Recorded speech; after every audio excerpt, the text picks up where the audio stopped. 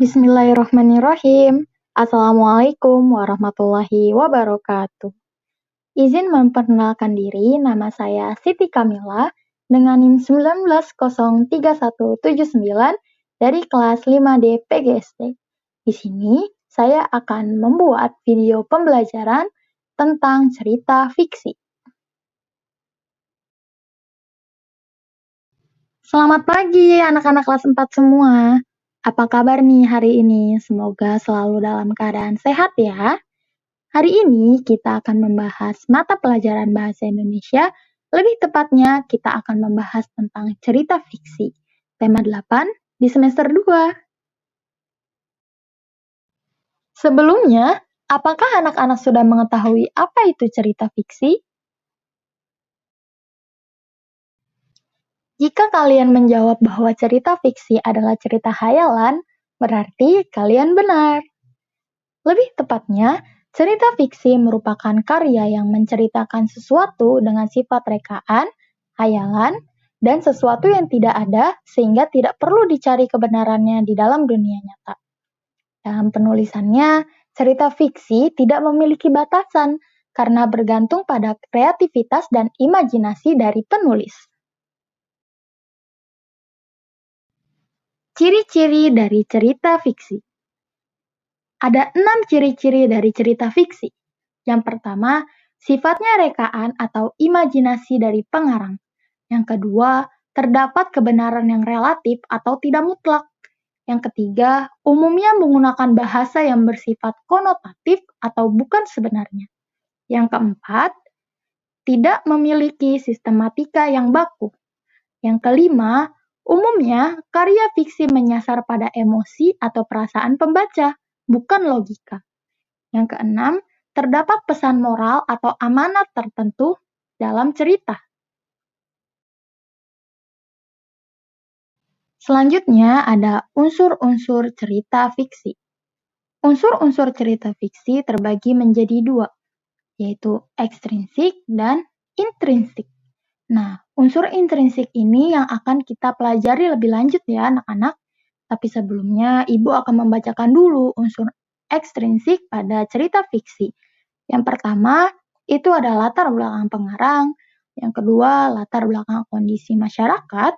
Yang ketiga, latar belakang menciptakan suatu karya. Dan yang keempat, nilai-nilai yang terkandung dalam cerita fiksi. Sedangkan unsur intrinsik itu ada 6. Yang pertama ada tema, yang kedua ada tokoh dan penokohan, yang ketiga ada alur atau plot, yang keempat ada latar, yang kelima ada sudut pandang, dan yang keenam ada amanat.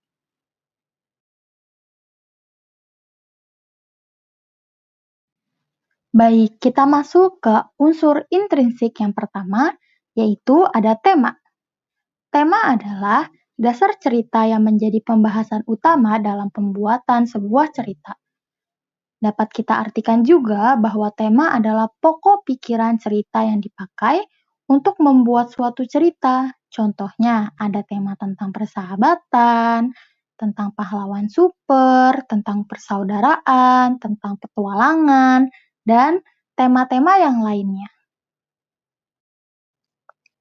Lalu, ada tokoh dan penokohan. Tokoh adalah pelaku dalam sebuah cerita. Tokoh dapat dibagi menjadi 2, yaitu tokoh utama dan tokoh pendukung.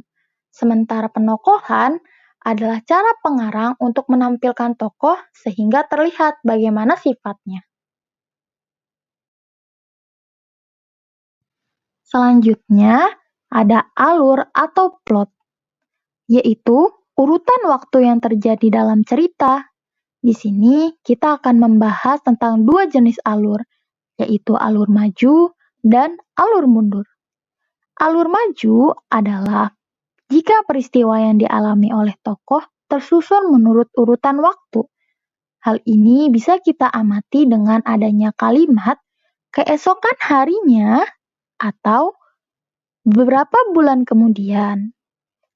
Nah, sedangkan alur mundur yaitu jika peristiwa berjalan dari peristiwa paling akhir menuju peristiwa paling awal, secara singkatnya Kita bisa katakan bahwa alur mundur ini untuk menceritakan kenangan atau cerita yang sudah dilewati.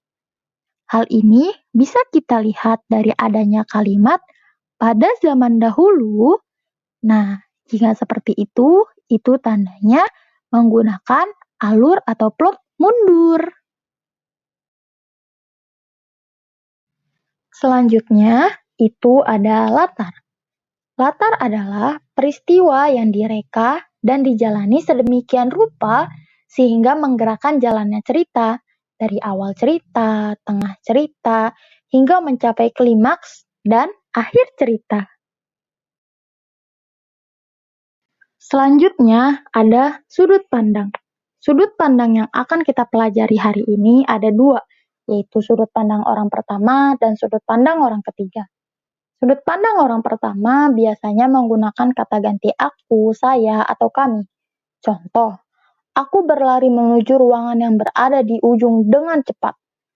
Namun buku-buku milikku sudah terjatuh berserakan. Kita bisa lihat bahwa sudut pandang orang pertama sama seperti menceritakan kisahnya sendiri. Sedangkan untuk sudut pandang orang ketiga biasanya menggunakan kata ganti ia, dia, mereka, atau juga bisa menyebut nama tokohnya. Kata ganti ini digunakan untuk menceritakan tokoh utama dalam sebuah cerita. Contoh, Malika menemui Gino yang tampak kusut dan tidak terurus. Ia mendekatinya dan berpikir bahwa temannya itu sudah benar-benar menyedihkan sekarang. Perlahan, amarahnya pun mulai lesap di dalam diri Malika.